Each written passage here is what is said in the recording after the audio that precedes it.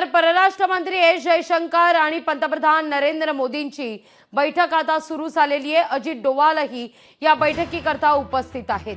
परराष्ट्र मंत्री एस जयशंकर, पंतप्रधान नरेंद्र मोदी आणि अजित डोवाल या तिघांमध्ये सध्या चर्चा होतीये।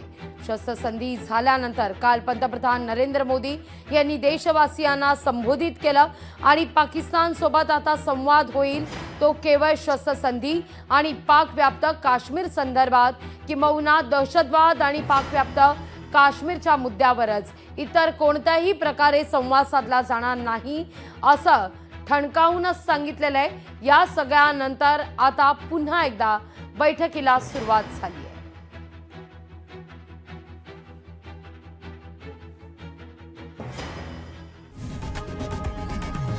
लोकशाही मराठी ऐका, पहा, जागरूक रहा।